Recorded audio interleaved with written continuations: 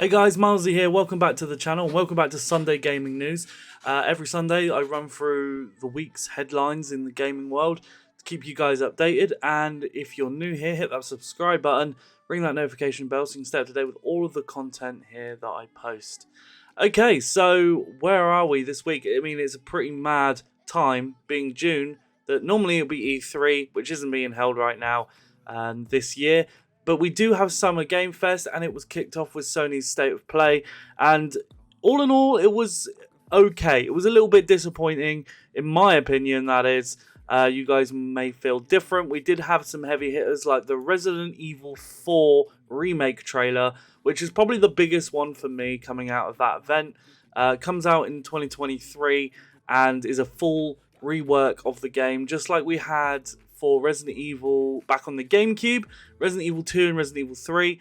And yeah, this one sets to be along the same lines. Although we know that this game, originally, when this game came out, it really redefined the actual gameplay for the Resident Evil series. It moved towards more of an action element, which definitely went overboard with 5 and 6, of course. But I'm looking forward to Resident Evil 4. It's also got some PSVR 2 content coming, which leads us into the next headline from that event, which was the fact that we have more PSVR 2 games coming out this year, which seems to suggest that PSVR 2 is coming out this year, although we don't have a release date or a price point, which is a little bit strange for them to release and announce games first.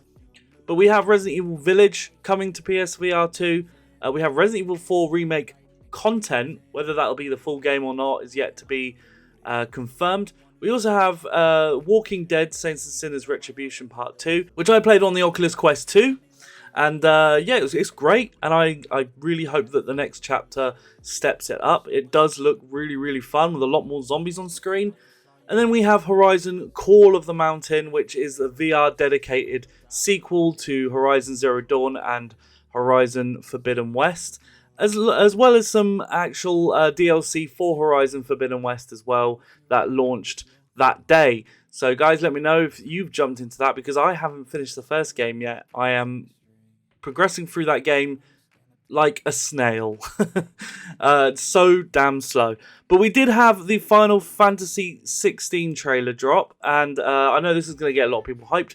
Personally, I dropped off at Final Fantasy X back in the PS2 days, but this game looks cool. It has some classic summons. It is moving away from the turn-based battle combat, which is something that doesn't interest me now, because I really like that turn-based stuff. Being a classic RPG fan, more so than the modern RPGs, that is the non-Western RPGs.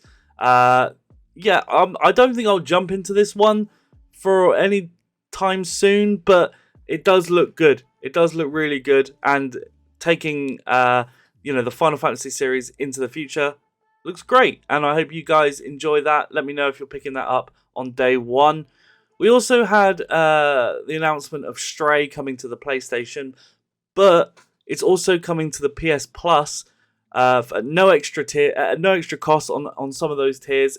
What tiers they are, I don't think is really quite clear, and these tiers are still confusing a lot of people, but I'm going to be picking this one up. Being a cat person, my wife's a cat person, and I'm not going to have to pay anything extra to play this game. This is why these subscription services work really well with games, because I never probably would have picked this up if it wasn't, no extra cost. No offense to the developers there, but I just wouldn't take my chances on a game that I don't particularly know much about. SpiderMan on PC was revealed. It's the Spider-Man Remastered, and I love this original game. I won't be playing it on PC, but I know plenty of people that will, and yeah, it's a much welcomed PC port. Let's hope it's optimized well and that it plays well, because we know how some PC ports can be, and there's no news on whether the Miles Morales game will be alongside this, or if that's coming at a future date. We know that we're getting Spider-Man 2 at some point. It wasn't mentioned,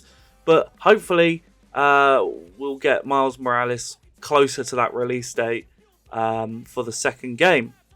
Then we had that demo drop yesterday for Mario Strikers Battle League Football, and I did play this on stream last night. Had a great time with it, and definitely going to be trying to catch the demos as they release again.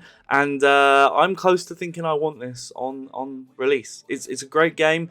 Annoyingly, the Quarry comes out the same day, so it's a little bit difficult.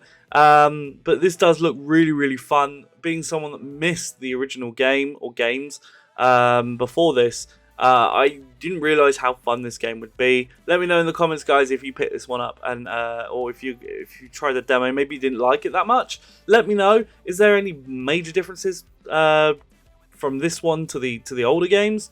Let me know in the comments below. Love to know your thoughts. Then Sega have announced the Sega Megadrive Mini 2. And that is, of course, based on the Sega Megadrive 2. And this one is a whole heap of nostalgia for me. I grew up with that Sega Megadrive 2 and also the Sega CD. Absolutely love that console. And we're getting some really good games with it. Not all of the games are announced yet. And it seems to be only really a Japanese release so far. Hopefully that changes things. But it looks great. There's some great titles. And here's hoping that its quality matches the last Sega Mini that we had. It looks so good. Looks great. Some more distressing news, and that's that the Nintendo Switch had a problem with the eShop and the network that didn't allow people to access their digital purchases. Now that, again, we've seen this before with the DMR problems that we've had over on the Xbox recently, where they had a massive weekend outage. People couldn't access their games, even single-player games, offline. And yeah, seems like Switch has had the same problem. This is a general big problem across the industry right now. And I'm hoping that it's something that they can fix real soon, because it is problematic. I just want to be able to log on at any time, play my games. You know, people that travel around, they've got no internet, if their Wi-Fi in their hotel's bad, you'd think they'd be able to sit and play a game that's installed on their hard drive, on their own console that they own. It's not good. Not good. I hope they fix this thing soon. The PS Plus June games have been announced, and this is going to be kind of like the last bunch of games before that rollout of the new PS Plus.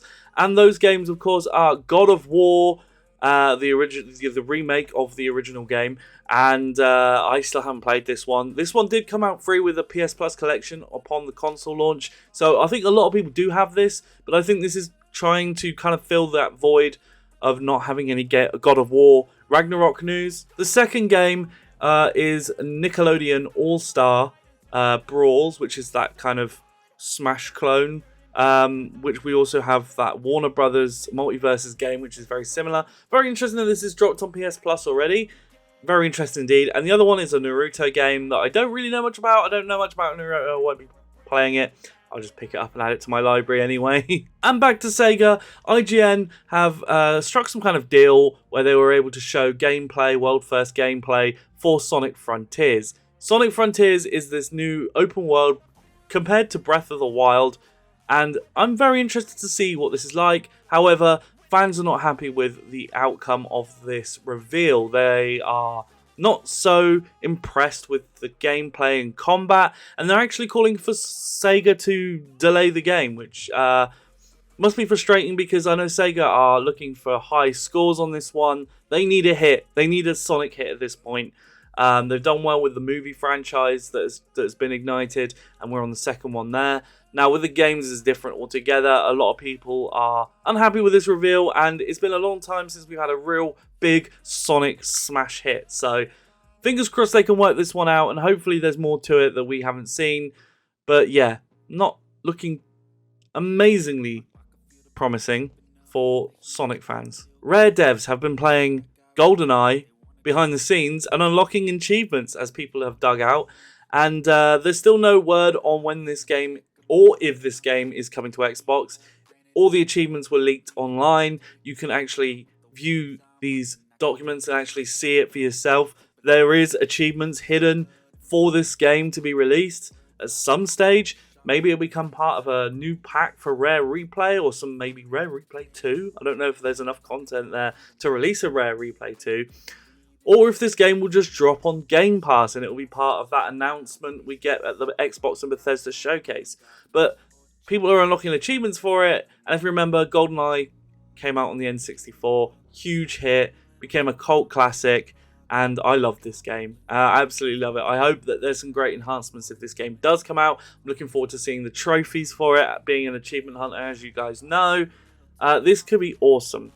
But the last piece of news here is obviously Pokemon Scarlet and Violet being released on November the 18th. Now, the main thing that I took away from this is the fact that it's going to be not only open world like Pokemon Arceus kind of was, but also cooperative play in the same world. That's going to be so fun. This is a game changer for Pokemon. The game looks amazing. A lot of people have stated that the game visuals look blurry and the environments look blurry, but we've got to remember that this is the Switch hardware. They are limited at the end of the day, and this looks like a very, very ambitious project for not only Game Freak, but for the Switch itself and for the Switch hardware. I'd be interested to see how much it tests that hardware with all the co-op capability, with the big open world that it's meant to have.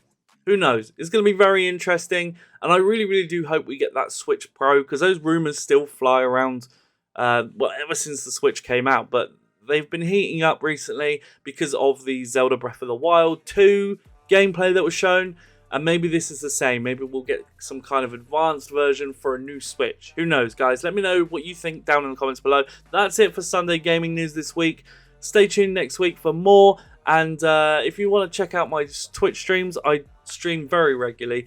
Chances are, if you're watching this video, I might even be streaming right now. So twitch.tv/Milesy, and I'm an achievement hunter over there, of course. And yeah, we have some great fun over there as well. If you want to check out my movie content, my movie review and TV reviews, it's youtube.com/Milesy, and that's down in the description as well. Guys, I'll see you with the next one. Happy gaming.